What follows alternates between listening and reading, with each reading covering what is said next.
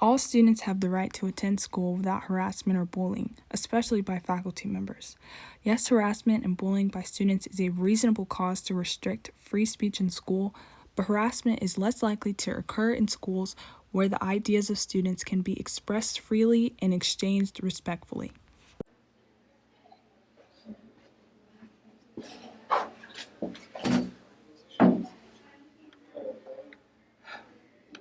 Have you dealt with any harassment while at this school? Yes, I have, on multiple occasions. I went to the bathroom to go use the bathroom, and a person who worked for student services followed me inside and basically waited for me to get out the bathroom while talking to me while I was trying to use the restroom, rushing me. How did that make you feel? Honestly, it made me feel like he was invading my space, my privacy, because he's like rushing me when I asked my teacher to go to the restroom. I was the only one in the bathroom, and he kept talking to me, trying to rush me out. And I couldn't even really wash my hands because he kept telling me to go. He walked me out to the bathroom to class when I was completely capable of doing it myself. Do you feel like he suspected anything from you? Yes, he actually said he was there to make sure nothing fishy was going on. So I just didn't appreciate that part because, you know me, I'm not the kid to do that stuff, but yeah, he is assuming that's why I was going to the bathroom.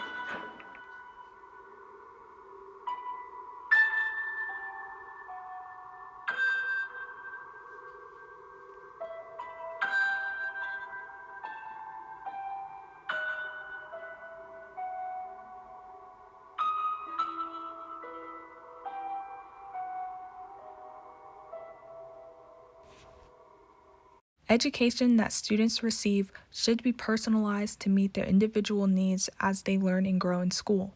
With personalized education, students should have the right to be assessed fairly in a way that supports them as unique learners.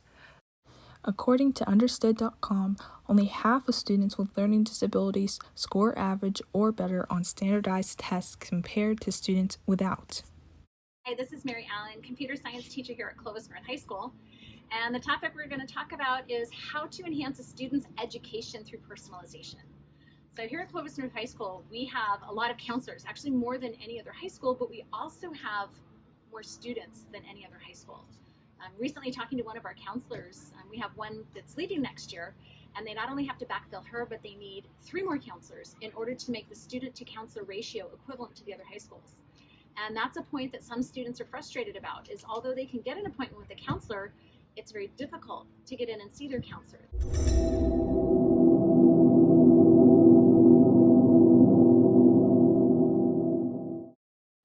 Have you experienced any harassment while at Clovis North? Yeah, I would get harassed by the students when I was in Spanish my freshman year. They would, there was this one guy, he like stood in front of me. He was like, not to be racist or anything, but I hate all Mexicans, just like right in front of me. And then they would always get mad at me because I was in the Spanish class, even though I spoke Spanish. Have you ever been harassed by any staff members at this school? Yeah, I was walking to class. It was during finals week, and I was already running a little bit late. And one of the staff pulled me aside to dress code me, and they made me even more late to my class. And another girl walked by, ran the same thing I did, and they pulled her aside. Did you feel like you lost any class time that shouldn't have been lost? Yeah, because we were doing a play. We had to act out some plays, and it was like before finals too. So it was just kind of dumb. Do you think teachers have bias when it comes to getting students in trouble? Yeah, and I think it's mostly for dress code. Like if there's like a smaller girl wearing like, before they changed it to no leggings, or to where you can wear leggings, if a smaller girl was wearing like leggings and a hoodie, she would be fine. But if a girl was a little bit bigger, she were to do that too, they would dress code her. The article Know Your Rights restates the fact that a school must have a dress code that is enforced fairly, and in Sochi's example, this did not happen. Some of the other topics that are brought up would be your freedom of speech on campus. Well, you have to look at freedom of speech overall. I have the right to say, hey, I think you're a big fat poo-poo face, And I have the right to say that, but I do not have the right to disrupt any educational environment or create a safety issue. For example, I can't go into a movie theater and yell fire. I have the right to do it, but I might be creating a safety issue, which then I'm breaking the law in that regard. So you have to balance what's best for students in education as well as the safety and your freedoms. So here at school, kids have opinions. You're kids. You're supposed to be exploring the world and developing your own ideas. But schools have a tendency to stifle those, and it's for the safety issues, but how far can schools go? So check your legal issues before you start chiming in. I have a First Amendment right to freedom of speech. You absolutely do, and I encourage that. But you also have to remember there's tact, and there's grace, and there's professionalism, and sometimes how do they say it? Sometimes the honey gets the bee faster than the nut. It's something like that. Sometimes there's a better way to go about it. When we continue on with the topic of personalizing students' education for a better education here on campus, I think there's a lot more work that needs to be done. And I think in partnership with the students and the administration, we can listen to each other and figure out really what's best for kids. Heck, if COVID hasn't taught us anything over the last 2 years, education how it used to be really needs to be changing to meet the needs of our students. Why are we still going to school 7.5 hours a day?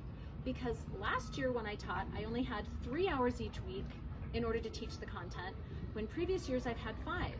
And now I'm supposed to give kids extra work to get them back up to those 5 hours a week? No, I don't think that's what's best for kids. So I think we can reduce the number of instructional hours that we have. I think we can start sports earlier in the day. I think we can give kids flex options where parents can take them up and let's enjoy some cultural things. Let's have a day off from school and everybody gets to go to an art museum or gets to go explore and hike up in the Sierra Nevadas. I think there's so much more that we can do. So check out what makes your education better, check out your rights, and know what's best for you. Something in the way